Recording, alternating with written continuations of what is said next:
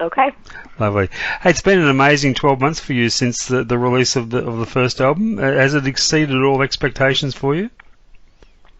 It has, yeah. I mean, I tried not to have any expectations when I put the record out, so as not to be too disappointed. So it's done much better than I could have wanted it to. It's been pretty much almost exactly a year since it was released, and the reviews have been universally glowing. Is it difficult not to be overwhelmed by it all? Yeah, I mean, it is a little bit overwhelming sometimes because I didn't expect it to get the attention that it's gotten, so it has been a surprise. Tell us about growing up. I believe there was a lot of music in your house. Yeah, my dad is a musician, and so is my grandfather, and my grandfather's also kind of a well-known pencil artist in the area that I'm from, and he draws portraits of Appalachian people and people playing Appalachian music and things like that. And so I was always around music in the house. My dad always played music, whether he was playing fiddle or mandolin or whether he was playing old records around the house and things like that. And my grandfather, his songs are some of the earliest songs I remember really learning how to sing and having stuck in my head and things like that. So I was always surrounded by music from birth on. So outside of those traditional sounds, which obviously was a great influence on you, and being around your home all the time growing up, when you started seeking out your own music for yourself, were there any particular artists that really reached out to you? Well, I'd say my favorite singer, as far as vocalists go, is, well, aside from Rufus Wainwright, he's one of my favorite modern singers. But when I was growing up, Linda Ronstadt was a big one for me. That really, something about her voice jumped out at me, and I've been a big fan of hers for a while. Can you pinpoint a moment in time when you developed a true confidence in yourself as a songwriter, to the point where you had no apprehensions about putting your songs out there to the public? I don't know if I can remember a particular time, but it was definitely after having my daughter, because something about having her sparked confidence in me that I didn't have before. I think it has to do with the fact that I want her to grow up and be confident and feel like she can do whatever she wants. And so in order for her to grow up that way, I have to set that example. And so sometime after she was born, I'd say I was confident enough to put them out there for the public and not worry about it anymore. Talk about working with Teddy Thompson as your producer. You actively sought him out, approaching him online, didn't you?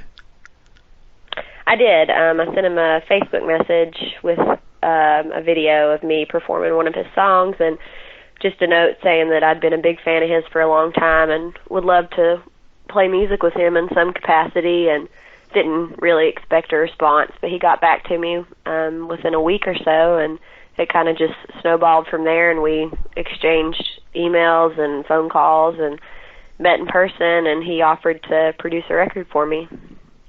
I'm guessing someone like Teddy would get material sent to him quite often by aspiring artists. Did he express to you what it was about your submission that stood out and made him sit up and take notice? I think it was just a combination of the songwriting and just my voice not having too much affectation to it. You know, I didn't really present it in any dramatic way. It was basically just me in a t-shirt and jeans singing a song on my computer webcam. So it was a pretty honest performance, and I'd say that probably drew him in a little bit. So as a producer, what did Teddy bring to the table that made him the right choice for you?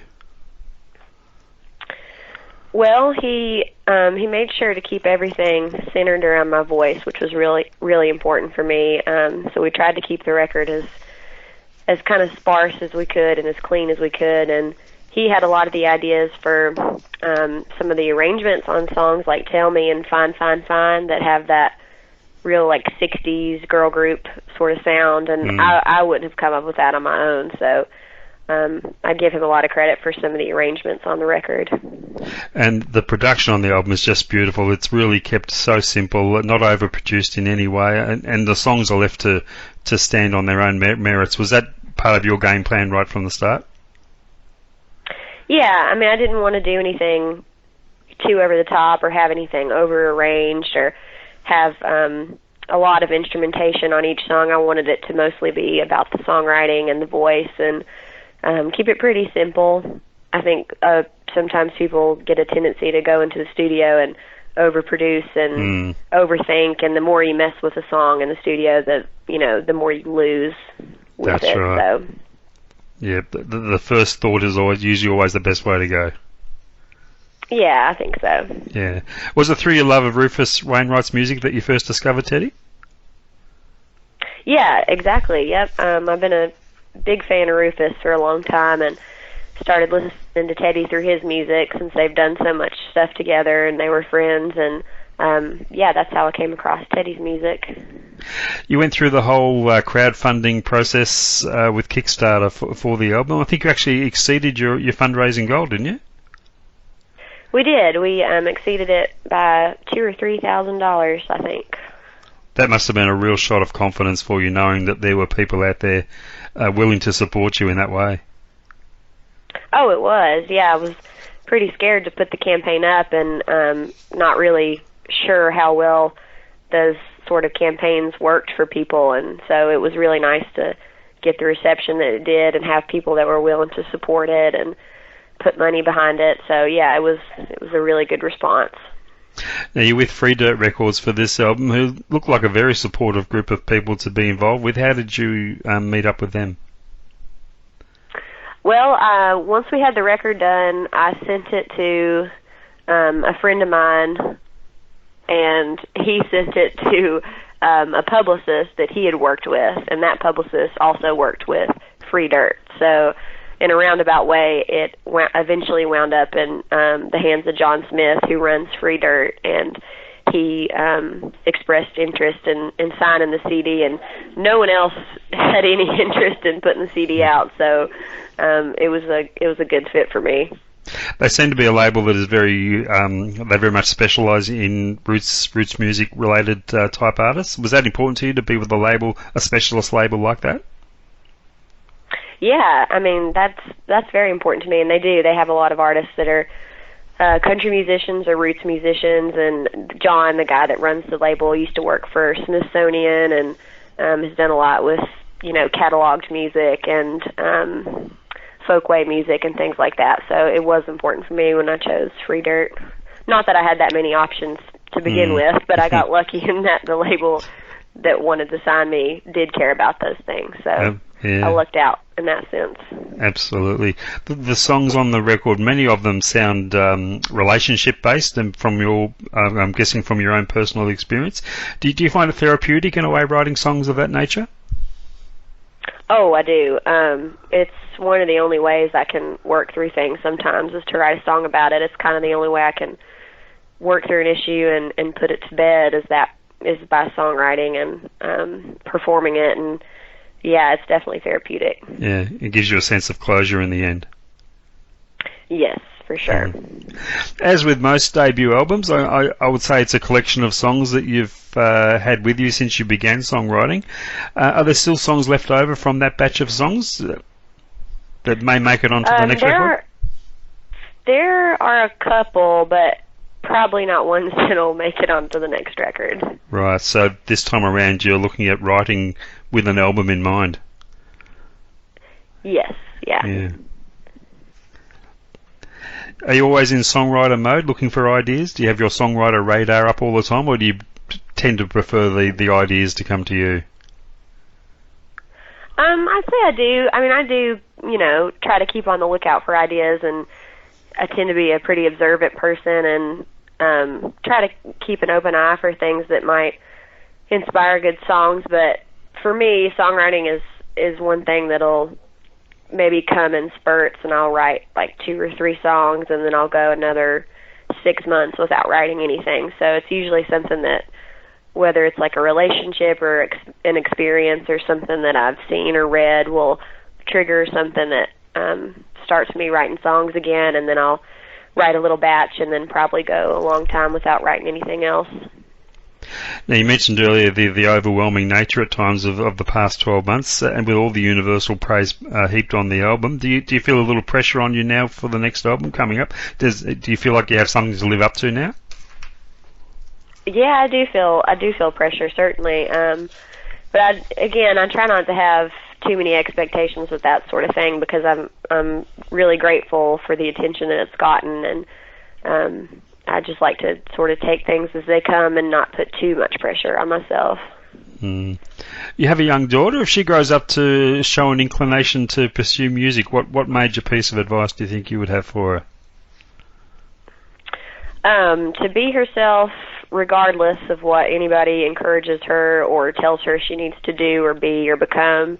That's worked out really well for me. I've had, a lot of conflicting advice from people on how I should perform or act on stage or go about making records and things like that. And for me, it's worked out to just stay as true to myself as possible. I think a lot of artists get lost in what other people want them to do, and so that would be the biggest piece of advice I could give someone.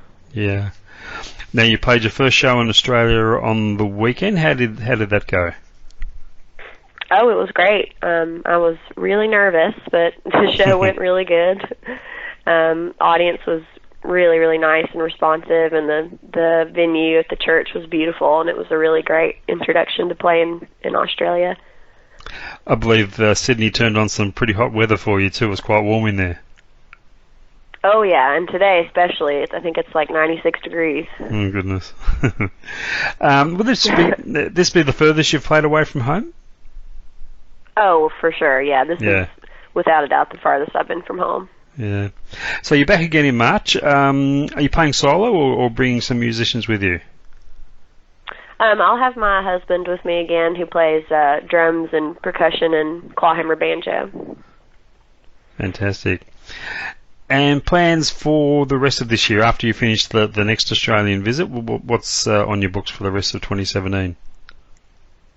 Well, in February, actually in just a week or two, my plan is to go up to New York and start making a new record, which I'd hope to have out sometime in the late summer. And then I have a few festivals in the States booked for the summer and things like that. The schedule's still shaping up, but certainly just playing a lot more music this year. Wonderful. And the next record will be with Teddy again? Yes. Excellent. And I guess we can look forward to hearing some of the new songs when you're down here in March. Yeah, absolutely. I'm excited to play them. Terrific. Hey, Dori, thanks so much for your time. It's been a pleasure having a quick catch-up with you, and I'm glad the show went well on the weekend in Sydney, and we look forward to seeing you down here in Melbourne in March. Okay, thank you so much. All the best. Take care. Bye-bye. See you soon. Bye-bye.